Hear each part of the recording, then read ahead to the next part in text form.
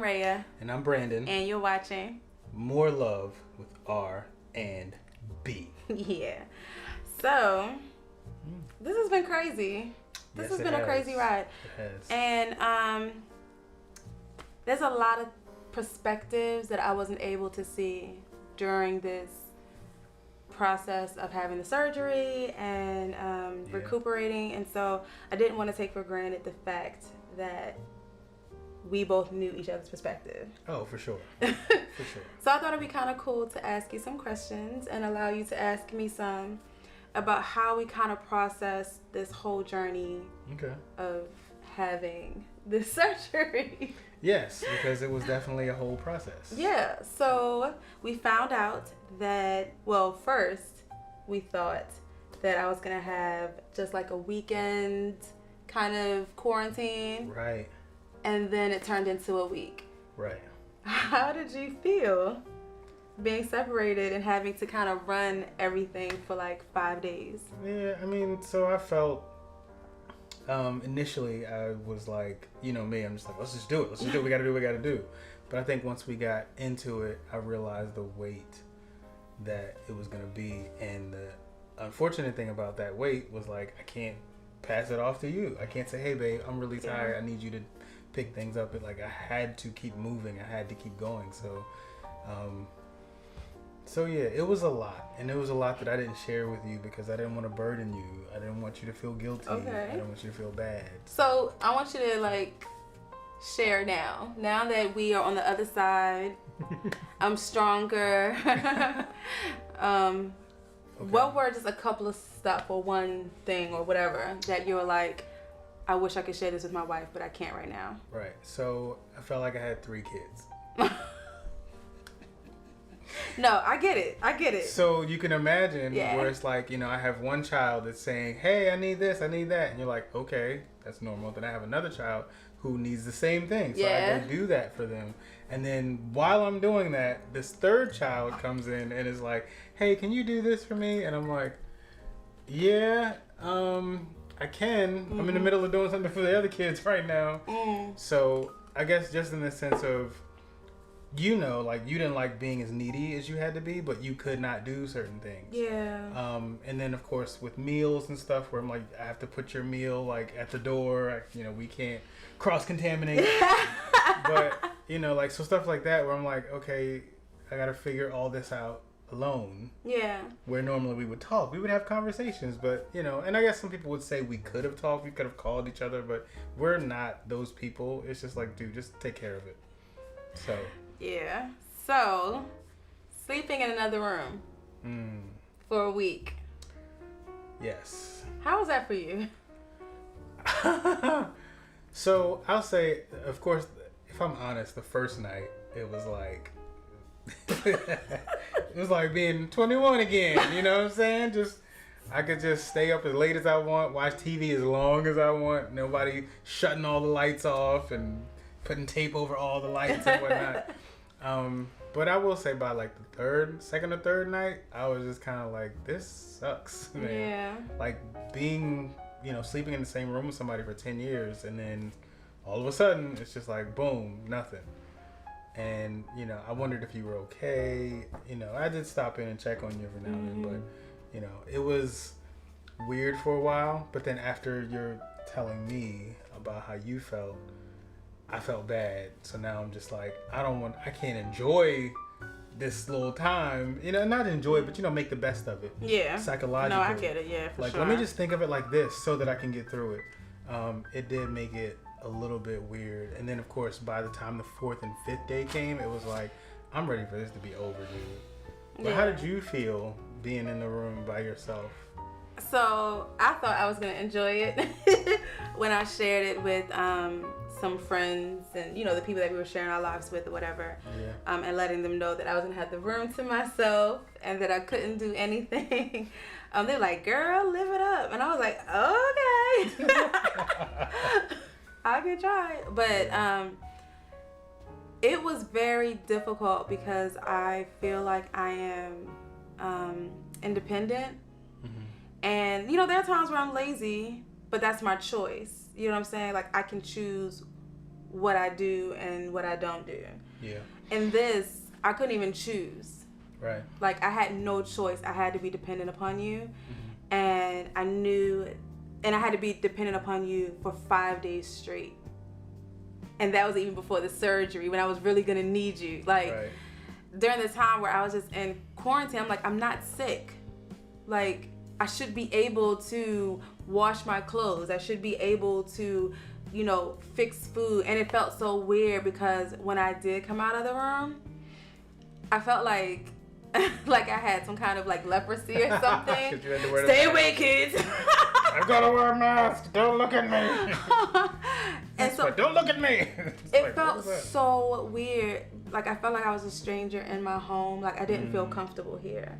Wow. And so it was very difficult to enjoy it because I felt like all the things that I wanted to do, if I wanted to cook a special meal for myself, I couldn't be down here for a long period of time because then y'all would have to leave. Right. And I had to stay in my room, and it was very lonely not having a choice. It was very lonely. Yeah.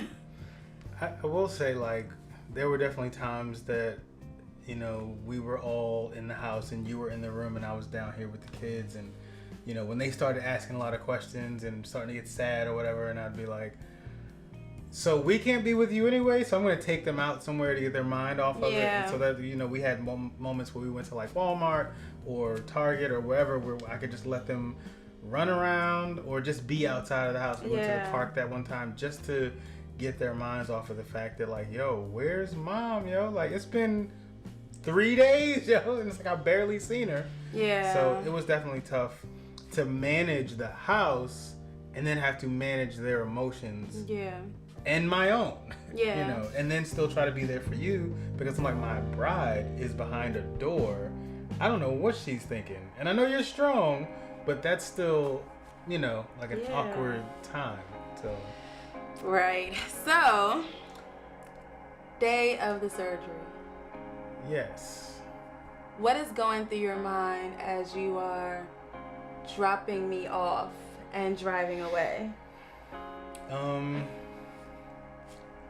So for me, I again threw myself into the kids. I didn't think too much because I am a textbook overthinker. I didn't think too much about how I felt about dropping you off. I literally looked at the end of surgery. I'm like, I'm not going to even worry about how I feel or think until 7 p.m. Not even going to think about it. Not even going to think about it. It is what it is. She's in good hands. I know that the place that they had you was separate from a lot of the coronavirus people and all. So I'm like, there's nothing I can do. I'm not going to worry or stress about this. I want to make sure that my kids don't sit around thinking about this too long so that they become depressed and their little minds can't process this. So that was the majority of it. I'm wondering more so, how did you feel? Like, you were walking into a hospital by yourself. Yeah. I think leading up to it, I hadn't processed it. Like, I was thinking the same as you. Let's just think to the end game. Because there's nothing I can do about it. But it was very weird. It was very weird having to walk into a hospital alone, to have a major surgery alone, knowing that anything could happen and you're not there. All the other surgeries I've had in my life, the 2 big ones that I've had, you were there, holding my hand, the whole process from beginning to end. I was never alone. I had my family. I had my sister, my parents, my brother, like, people there, and it was a happy occasion. I was having babies. Right. And so this was so weird because I had never experienced anything life-threatening by myself. Like, even just being born into this world, I had someone with me. I was a twin. Right. I've never experienced anything alone. And so that moment, walking from the car into the hospital, was very surreal. And if I had thought about it more, it could have been scary. But I was just like, nope. Like, I think just the process of, we're finally here. Let's get it over with and let me get home. Yeah, I think I was in that same headspace. Yeah. Because it wasn't until I picked you up the next day Yeah. when we were talking, And you had brought that to my attention, like, yo, if I'm in here alone and, like, let's say I slide into a coma or something, like, there's nobody here to speak for me. And I was just like, I didn't even think about that. Like, I'm glad. Like, will they call you? Who's to know? I mean, and I think we talked about this before, like, it is just the reality of the way things are right now, that many people have never gotten a surgery during a global pandemic. That's history in the making. You're one of the first ones. Well, you know. And I'll say in our lifetime. In our lifetime, you know? And I mean, you know, I know technology's advanced and all that stuff, but it's still the reality that's like people are getting it in the hospital. Yeah. So I'm grateful that you came home coronavirus free. Yeah. So that's a blessing. Yeah. But, yeah. So I went into the hospital. They checked me all in, got me all hooked up and everything. And then my doctor came in and was like, who would you like me to call as soon as this surgery? And I was like, call my husband. Here's his name, here's his number. Like, and he said that as soon as he scrubbed out of the surgery, he was going to call you. Yeah. Like, I was like, please. When you got that phone call around 4 or something, what was going through your head when you heard his voice?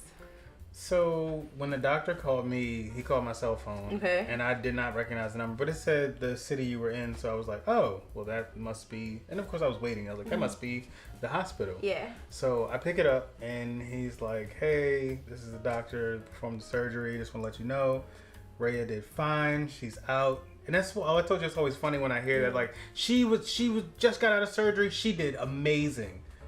She didn't do anything. She was asleep. Y'all don't understand how y'all.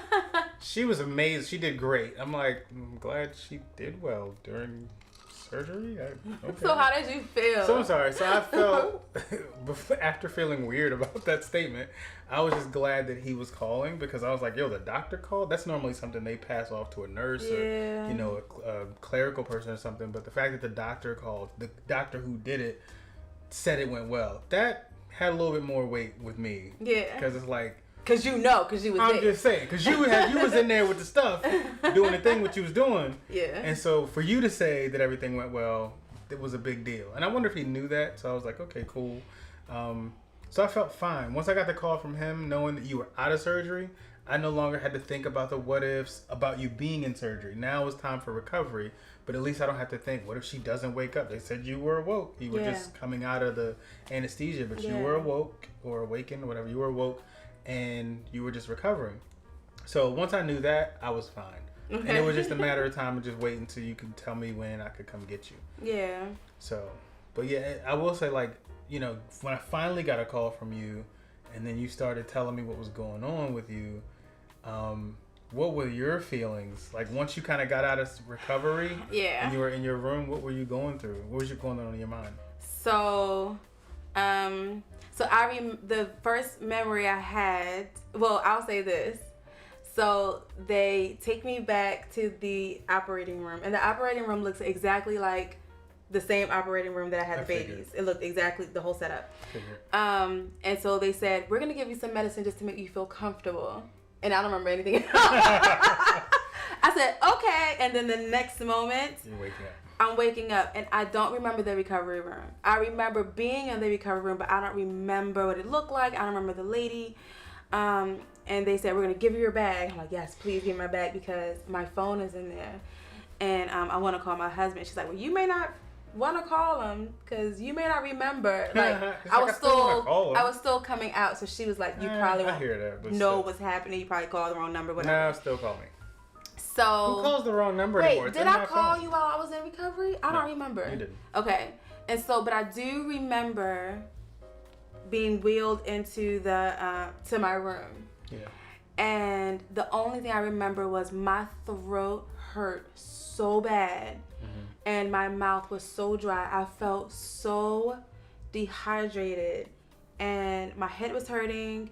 And I felt very, very weak, which I was like, well, that's probably normal. You know, I'm getting out of surgery, but my mouth felt like it was filled with cotton, like it was so dry. And so I'm like, water. I need water. And I wanted to call you, but it just hurt, like, to talk. Like, my throat was hurting, my nose was hurting. But I was so happy to be alive. I think that was the biggest that's what I really remember the most. Like, my first overwhelming feeling was, I'm alive. I'm alive, because I went to sleep. Like, they put me to sleep. Right. I could have died falling asleep. Like, that's it. But I'm awake and I'm conscious of what's happening and I'm alive. And so I felt really, really great. And I just couldn't wait to kind of get settled to call you and just hear your voice and let you know. Mm-hmm. So I think the first call that I made to you, I think I was just okay. Mm-hmm.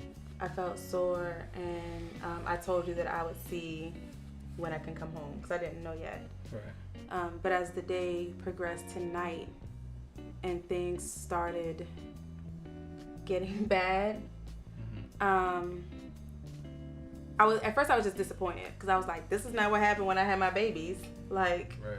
Why am I not progressing further? And the fact that I was feeling all this way alone was a bit scary. I wanted you with me. Every time I stood up, I felt like I was gonna faint, and my numbers would drop, and my blood pressure would drop, and the nurse was like rushing in, and it was really scary because I didn't know why that was happening. And I just wanted you there. So as I was calling you and letting you know, like, I'm shaking, my blood pressure is low, I'm dehydrated, they don't know what's happening, and you're just getting these calls at like 10:30 p.m., midnight. How are you feeling? So that was difficult. Yeah. Because I'm used to being able to, save the day with you.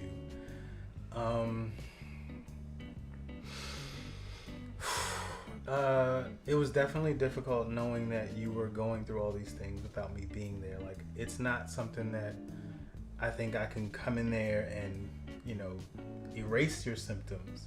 But I know that being able to be by your side, being able to hold your hand, being able to tell you jokes, so that you can kind of, like, you had none of that. And I don't know if the nurses did that, but just to know that I could be there to help you smile through it, I feel like we do that for each other. Like, whenever the other person is sick or not feeling well, the other person is like, if I can't help your symptoms, I can at least help you through your symptoms with a little comic relief and just help give you some endorphins so that you're not thinking too much about it. Maybe if they say, your throat's gonna hurt for like 2 hours, like, cool, I can do that. I can do a stand-up special of 2 hours. Let's go.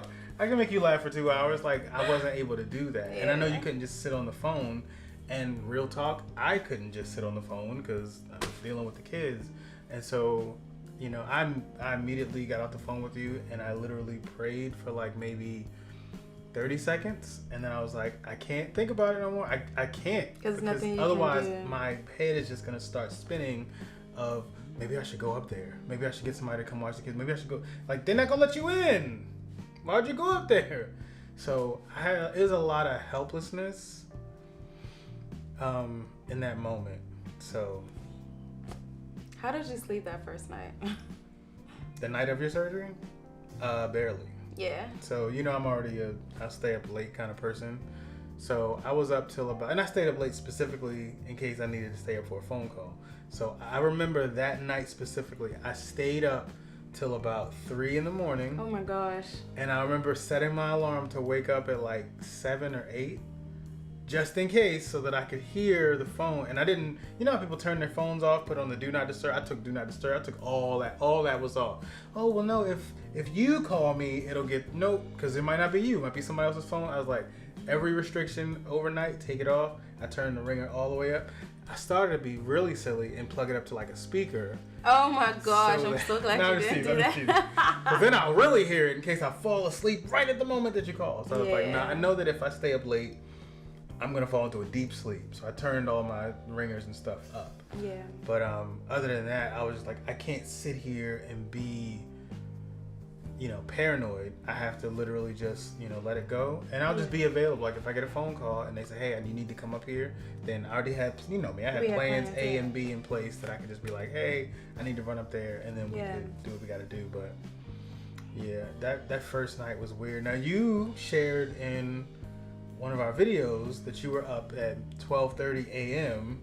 That was the last time I called you. It was around that time, and I was just like, he needs to sleep. And I need to sleep. Yeah. But you couldn't sleep at the time, could you? I couldn't. I didn't sleep at all, actually. So after that kind of surgery, your bladder and all your organs are trying to, whatever. And because I was so dehydrated, they had pumped me full of liquids. Yeah.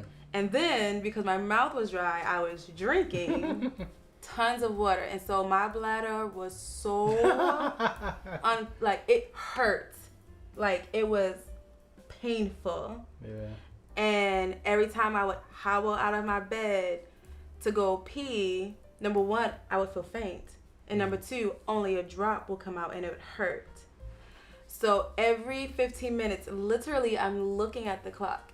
Every 15 minutes, I had to go to the bathroom, and so I had to roll over and get out of bed. And at first I was walking. Well, first I had to call the nurses. I had to call the nurses each time to go all the way to the bathroom.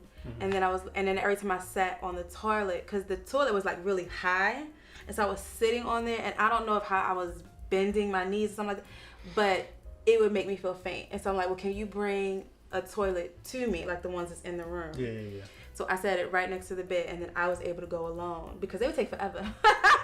I mean, they had other people, like that they had to take care of. So it wasn't just one person waiting on me all night. They had other people. Right. And so I'm like, I need to be able to go when I need to go, because the minute I had to pee, I had to pee. Right. So at first it was like one drop. And then every 15 minutes I'm going a river. And at first I was like, yes, I'm peeing. Finally, I can empty my bladder. This is amazing. But it was every 15 minutes. Right. I literally did not sleep at all. Okay. So that was torture, not being able to fall asleep. The minute I started feeling drowsy, I had to go to the bathroom again. And it was very painful. Gotcha. So around, it was 8 or something in the morning, you give me a call and you say that they want to hold you till after lunch. Yeah.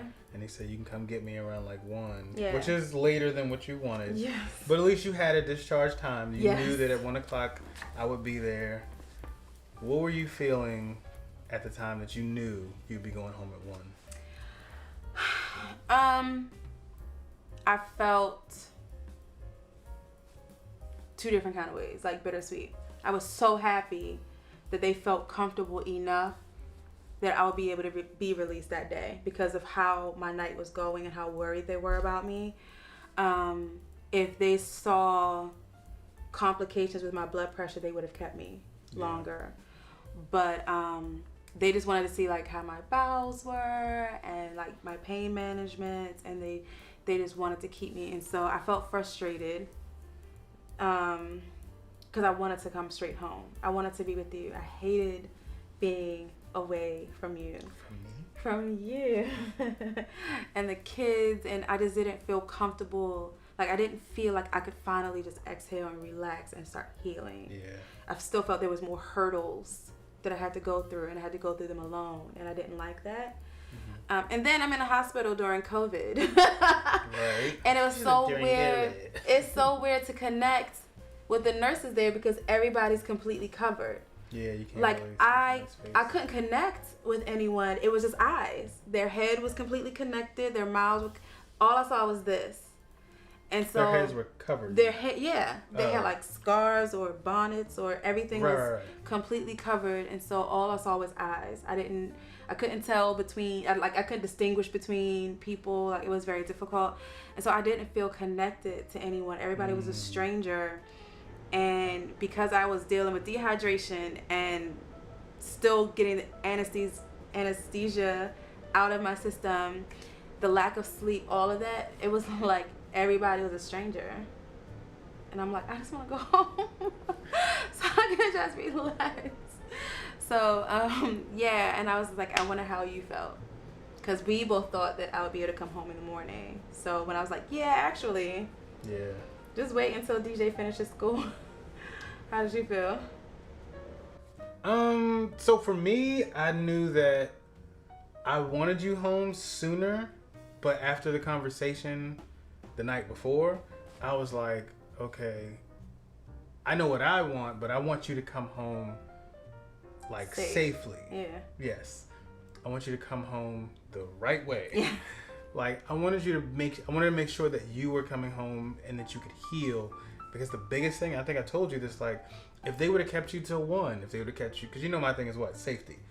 If they would have kept you till 1, they would have kept you till 5 for the next day. Oh my gosh. I wouldn't have. No. I wouldn't have liked it, but psychologically, that'd be telling me that okay, they're keeping her because they want to make sure that when she goes home, she can stay. She can stay home. Yeah. She doesn't have to come back. Yeah. And so I'm feeling like, what's a couple more hours if I don't have to bring her back the next day for another who knows how long? Or be scared in the middle of the night something happening. Yeah, it's like, you know what? Yeah, y'all do what y'all gotta do. I know I don't like it. She definitely don't like it. But I don't want to bring her back here. Like, I want to see all of y'all at the door and be like, bye, and then never see you again.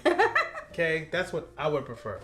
So I'm just saying, like, I wasn't happy about the 1 o'clock thing, but at the end of the day, I'm like, who am I to tell doctors and nurses? Like, well, no, you guys said you would come home this morning. Yeah. Like, nah, yo, like, you know, but it was only a couple hours. It'd be different if they said later tonight or tomorrow. And it was raining too, and it was like, oh, that's just been weird.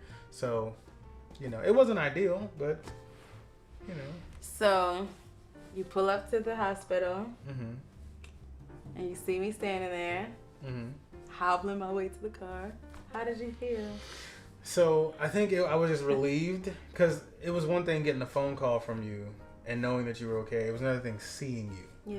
Yeah. I do value and sometimes overvalue the fact that you're a very strong person. So once I knew you had consciousness, there was no way. I was like, there's no way she would let anybody do anything to her or take advantage of her in terms of like medically, like no one would, hey, you should get this shot, or you should get, like, she's like, nope, I'm not I was not worried about you having to make decisions for your well-being once I knew you were conscious. Now, hobbling around, tired, sore throat, all that, I'm like, she's still conscious, so I'm fine with it. But it was so up in the time up until that point where I actually saw you, I was fine. But when I actually saw you, it was definitely a relief, because now I know that she's now to be with me and I'm going to take care of her. So I feel better knowing that I'm taking care of you, even though they're more medically qualified to take care of you. I just like taking care of you more than letting someone else do that. So it was a sigh of relief, and I wasn't just thinking about myself. I was thinking about the fact that the kids also got to see you for the first time. Yeah. So I was just happy about that. How were you feeling walking out of the hospital? Like stumbling out of the hospital? Well, you weren't stumbling, but you were shuffling out of the hospital. My little shuffle. I felt so good. Yeah. Like seeing your faces. So like waiting in the lobby, I still felt like it's a hurdle. Like I didn't feel like I was finished. You know what I'm saying? Yeah. It wasn't until I saw you pull up and the door is open that I was like, finally, I can rest. Yeah.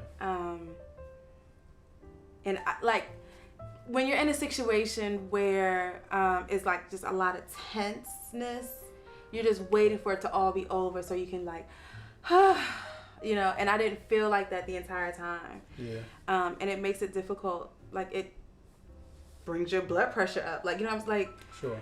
And so I just wanted to feel like just that peace.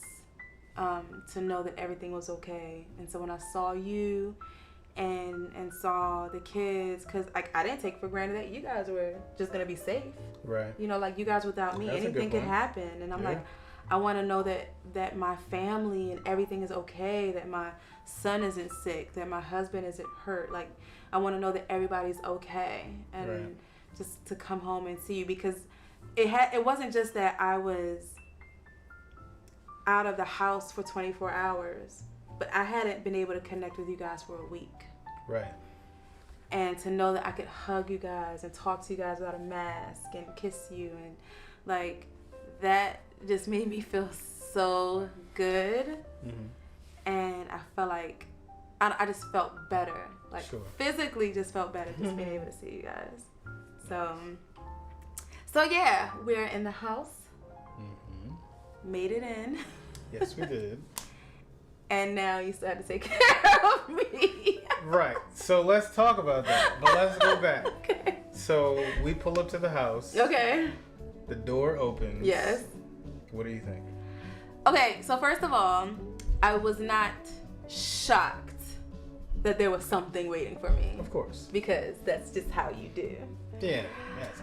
But I was so relieved to see my house and to see that you guys were doing so well that you could literally decorate everything. I felt so good because that means that you guys were good without me. You know what I'm saying? There wasn't a whole bunch of craziness that happened. You were like, hey, let's do something. You were in a frame of mind to be able to do something nice. And that you would spend that energy when I know that you were busy with the kids and that you were worried and they were worried, that you would spend that energy doing something so nice and rewarding. I felt very loved and blessed and happy to be home, and things were clean and it just felt so airy and it was the biggest relief to be home. And I really appreciated that. Absolutely. I mean, that's kind of what I talked to the kids about. We want mommy to come back in the house and not just be like, oh, I'm happy to be home, but to come home to a clean house. I don't know what that is. We all like to go, you clean the house and you go on vacation because you want to come back to a clean home. Exactly. It was kind of that thing where it's you've been gone. I don't want you to come home and be like, oh my gosh, what happened here? Because I don't want that to also communicate to you that, oh wow, this place was in disarray. I couldn't be there for him. Nope, everything was fine. Everybody was okay. Yeah. And the kids were able to even chip in with the cleaning. I mean, your daughter likes to sweep floors, so it's just let's let them be a part of it. Yeah. And let's set up these decorations. They helped me. It was so nice. It was so nice. Yeah. So it was one of those things where it was also a good teaching moment for them to be like, hey, I know that we're all worried, we're all thinking about mommy, but in that moment, let's use that energy instead of channeling it to whine and worry and complain. Let's pray for mommy, and then let's do something. Let's put that energy into something that she would love and enjoy. And so that way, and that's why they gave it away. We were walking to the door, and they're like, "We have something for you." And you open the door, I'm like, kids are so. They ruin everything. Oh, it's a surprise, yo. But it's I didn't care. I knew you knew anyway, so I knew something was gonna happen. I didn't know what it was, but they're like, we want to show you something. When you walk through the door, you'll see it. I'm like, why would you even say anything? When they get older, they'll be hopefully better than that. So we finished one journey. Yeah. And then we have to start another one. Taking care of me. How did you feel? I think at the end of the day, in hindsight, when they say, okay, well, this is what your timeline is going to look like, they shouldn't have said a 5-day quarantine. They should have said a 15-day quarantine, because essentially my role with you was 15 days. It's okay, the 5, I'm taking care of the kids, I'm taking care of you, whatever. The only difference was in the 10-day time of your recovery, I could be around you. I could be near you. When you needed something, I was there. You didn't have to call me or text me or whatever in the house, which is whack. But being able to be near you was good.